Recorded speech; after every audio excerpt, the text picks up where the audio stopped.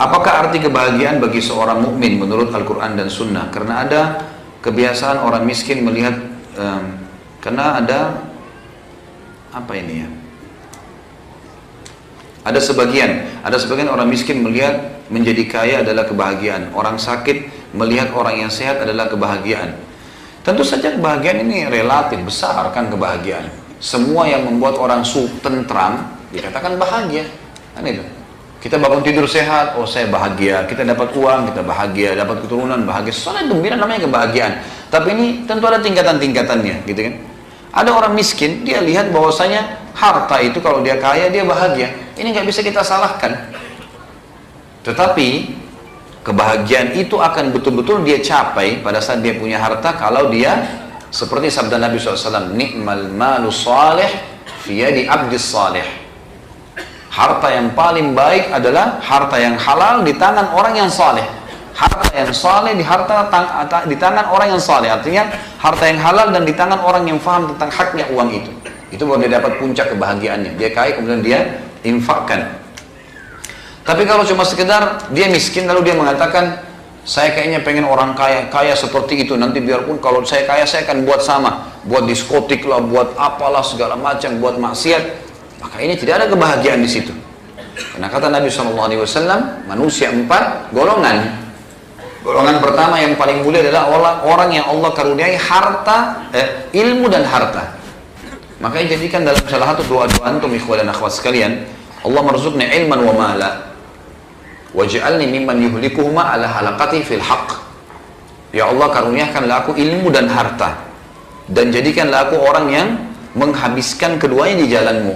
Kenapa? Kata Nabi SAW, manusia terbaik adalah pertama, orang yang Allah karuniai ilmu dan harta, lalu dia menghabiskan keduanya di jalan Allah. Selalu dia ngajar, dia selalu berinfak dan menggunakan di jalan yang benar. Golongan yang kedua adalah orang yang Allah karuniai ilmu tanpa harta. Dia pintar agama tapi nggak ada hartanya, susah hidupnya.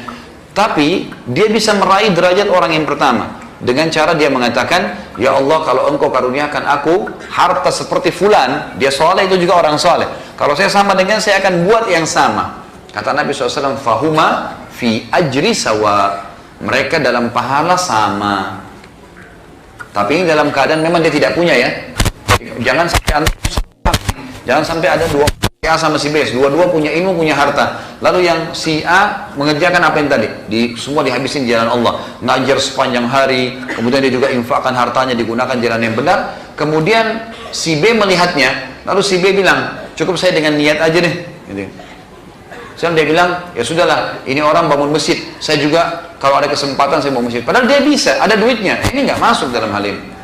Yang masuk adalah memang orang yang tidak punya harta, lalu dia lihat, coba ya, kalau betul-betul ikhlas dalam hatinya, tulus. Dia mengatakan, kalau saya punya seperti dia, saya akan buat sama. Betul-betul kalau Allah kasih, dia akan kasih. Allah lebih tahu niatnya. Allah akan kasih dia pahala sama. Sebanyak apapun perbuatan orang itu. Makanya teman-teman kalau lihat orang punya kelebihan dalam agama, minta kepada Allah akan diberikan yang sama. Kalau ada kesempatan saya mau buat ya Allah dengan tulus, Allah kasih pahalanya sama. Golongan ketiga, orang yang Allah karuniai harta tanpa ilmu, nggak ada ilmu agama. Nah, ini kesalahan fatal nih. Sehingga dia tidak tahu mana halal, mana haram. Lalu uangnya dihabiskan di jalan kesalahan, kebatilan. Mabuk-mabukan, zina dan seterusnya. Kemudian datang golongan keempat, dia bukan lihat golongan kedua dan pertama, tapi dia lihat golongan ketiga. Ini yang jadi tadi saksi bahasan kita di pertanyaan. Lalu dia bilang, kalau seandainya saya punya harta seperti golongan tiga tadi, yang banyak berbuat maksiat, maka saya akan buat seperti dia. Kata Nabi, fahuma fi wazri sawa. Maka orang ini di dosa sama. Ini orang di dosa sama, gitu kan. Jadi ini kita harus hati-hati teman-teman sekalian ya. Jadi kebahagiaan itu relatif. Kalau dia berhubungan dengan masalah agama, maka insya Allah itu adalah kebahagiaan. Ya, itu adalah kebahagiaan. Dan kata Nabi SAW teman-teman tentang masalah harta misalnya, tentang masalah orang kalau terlalu tergila-gila dengan harta yang banyak. Kata Nabi SAW, siapa yang bangun tidur, jasadnya sehat, dia punya makanan hari itu, dia punya rumah atau tunggangan yang dia bisa gunakan, dia adalah orang yang terkaya. Udah, gitu. Sudah cukup buat dia.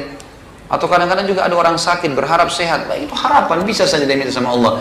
Tapi kalau dia berpikir bahwasanya cobaan penyakit itu akan membuat tadi waktunya, umurnya dipangkas di jalan ketaatan Allah, pembersihan dosa-dosanya, peninggian derajatnya, dan kalau dia sabar sampai di titik klimaksnya, terima dengan Allah dan berobat, kemudian dia sabar sampai titik klimaksnya, insya Allah akan ada jalan keluarnya. Tadi ada pertanyaan sebelumnya itu, baik ini masalah kebahagiaan sudah ya. Bagaimana seorang mukmin dapat hidup dalam ketenangan sementara ia tidak mengetahui apakah dosanya telah diampuni, apakah amalannya diterima? Bagaimana bila ia selalu diliputi kekhawatiran dan kekhawatiran sehingga ia merasa lelah beribadah? Waswas syaitan itu. Seorang mukmin wajib yakin dengan janji Allah, wajib.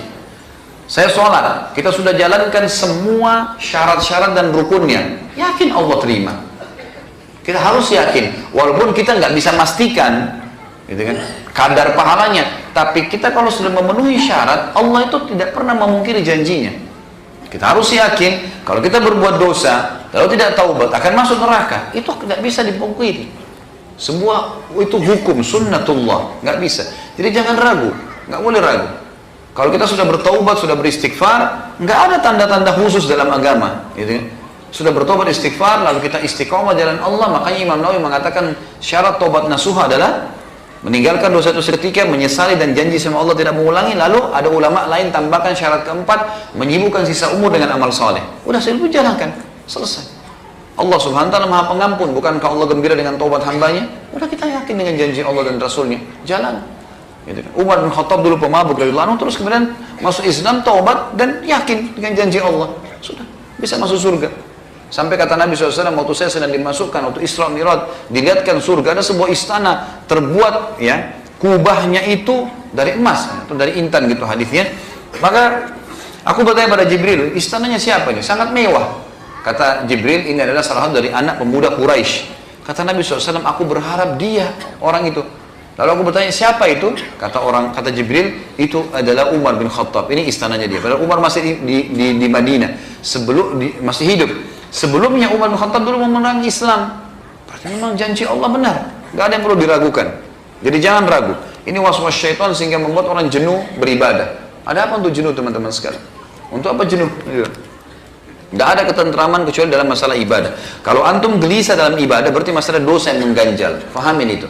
Kalau kita masih malas ibadah atau kita malah jenuh dalam ibadah, berarti ada dosa yang mengganjal. Bagaimana bersabar jika ujiannya dari orang tua sendiri, terutama dari ibu?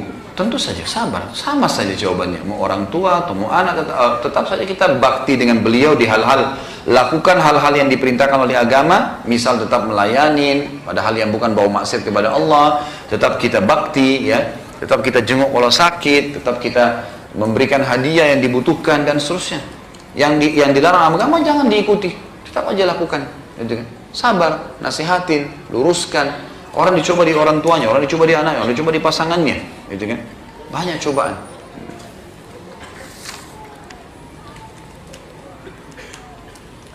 Bagaimana cara sabar menghadapi istri yang selingkuh dengan laki-laki lain? Dan apakah itu bisa disebut takdir Allah yang harus diterima dengan ikhlas?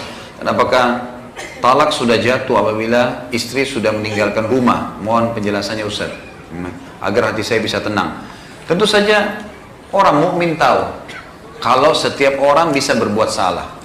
Kalau istri antum ini selingkuh, kemudian memang diahnya sudah taubat nasuha, memang dia taubat nasuha, memang saya salah, saya taubat nasuha, ini antum punya khiyar. Orang punya khiyar. Yang terbaik terima dan sabar, gitu kan? Karena kata Nabi SAW dalam sebuah hadis kepada seorang sahabat laki-laki mengatakan, ya Rasulullah, inna bra'ati la taruddu yadul lamis. Wahai Rasulullah, istriku tidak nolak tangannya setiap penjamah. Ini maksudnya supel sekali, atau kata sebagian ulama hadis bahkan perempuan ini suka selingkuh.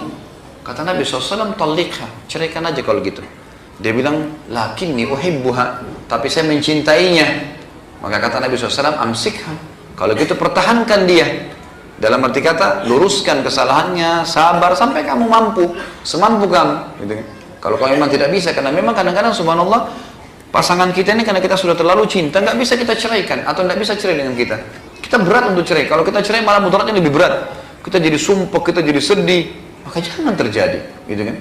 Kecuali sudah betul-betul maksimal, kita sudah tak yakin memang ada sebuah poin yang bisa mendongkrak kita untuk meninggalkan, ya sudah. Barulah seperti itu. Allah mengatakan, walaman sabara wa ghafara inna dzalika min azmil umur. Siapa yang sabar dan memaafkan, itu adalah sesuatu yang memang sudah diperintahkan oleh Allah, gitu ya. Jadi seperti itu. Tapi antum punya khiyar tentunya ya. Bayangkan saja efeknya. Kalau misalnya kalau dia tidak taubat, istri ini tidak taubat, malah dia yang kemana-mana. Yakinlah teman-teman, kadang-kadang Allah ingin menghilangkan sesuatu dari kita dengan caranya. Dengan caranya. Tadi kan saya ceritakan kisah kan, bagaimana orang yang saya kenal itu betul-betul ditinggalkan oleh istrinya, dan dia betul-betul kami tahu sangat mencintai istrinya itu. Karena ini teman keluarga, teman dekat, tahu sangat mencintai pasangannya, subhanallah, gitu kan. Tapi ditinggalkan dengan perselingkuhan. Allah gantikan tuh, sabar, gitu kan. Kalau emang seperti itu, apalagi kalau sudah tinggalkan rumah. Baik, pertanyaan, kalau sudah tinggalkan rumah sudah jatuh tolak atau tidak? Jawabannya tidak. Tapi dia berdosa besar.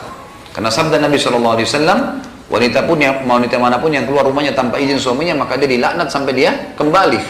Makna dia dilaknat adalah diangkat berkah hidupnya, tapi tidak terjadi perceraian. Perceraian terjadi hanya kalau suami mengucapkan kalimat cerai atau si istri yang mengajukan kepada hakim dan hakim sudah mengiyakan, itu baru terjadi perceraian. Dan pada saat itu baru dihitung masa iddah. Dihitung masa iddah. Jadi tidak, dengan dia keluar tidak. Tapi kalau bahasa saya teman-teman yang bertanya, mohon semoga Allah keluarkan antum dari masalah antum ini, dan seluruh muslimin yang sedang hadapi masalah tentunya. Kalau seandainya istri ini memang betul-betul dia selingkuh sama laki-laki lain dan bebas hidupnya, dasarnya memang ya terbuka sekali pintu zina dengan dia lah, gitu kan. Maka kalau dia pergi dari rumah, teman-teman sekalian, antum sujud syukur kepada Allah. Itu pasti kebaikan. Allah mau kebaikan, karena kalau dia bertahan maka antum akan sakit hati terus. Dan yakin puncaknya Allah akan gantikan. Masalah dengan perempuan, perempuan akan datang. Dan perempuan yang datang, teman-teman sekalian, akan datang emasnya. Para wanita, bidadari surga, bidadari dunia akan datang. Allah akan kirim. Banyak kasus yang saya lihat dalam lapangan seperti itu. Sabar, akhirnya Allah datangkan pasangan yang luar biasa. Baik perempuan ataupun laki-laki. Kalau mereka sabar, akhirnya ditinggal oleh pasangannya, kemudian Allah gantikan yang jauh lebih baik daripada itu. Allahu a'lam. Jika kita sabar namun kita menangis, tetap menangis, apa itu termasuk sabar? Tentu saja, nggak masalah. Menangis adalah ungkapan, gitu kan?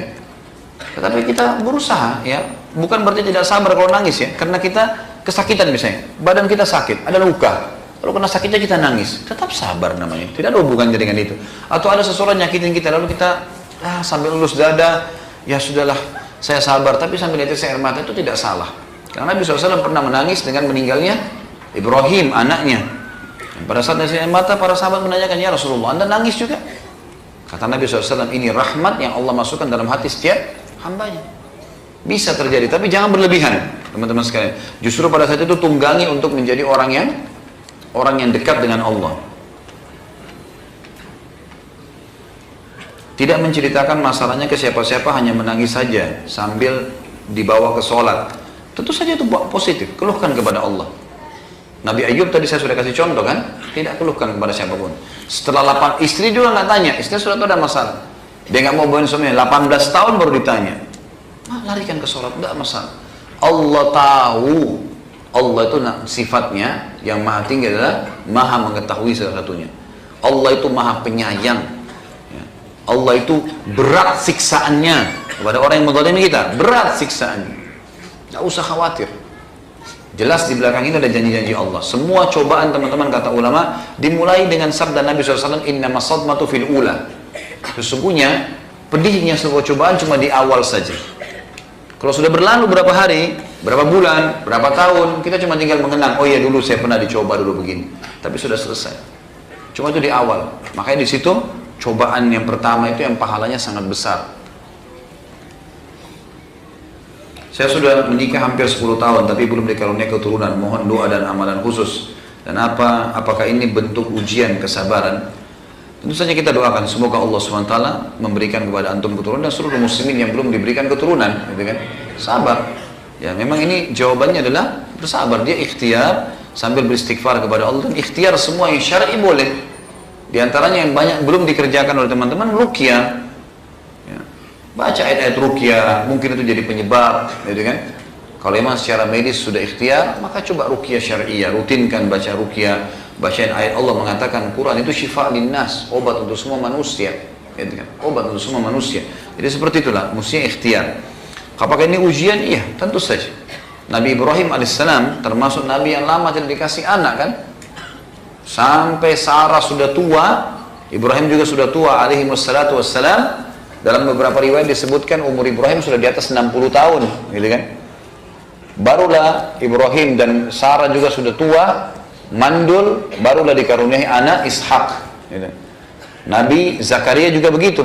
Sampai umur 100 tahun baru Allah kasih anak dari istrinya yang mandul umur 90 tahun. Antum bisa baca 10 ayat pertama surah Maryam menjelaskan masalah itu. Ada orang-orang yang sudah diuji sebelum kita dengan itu. Dan banyak ayat-ayat Al-Quran yang menjelaskan Allah lah yang telah menjadikan wanita itu mandul, atau laki-laki itu mandul, ataupun yang subur.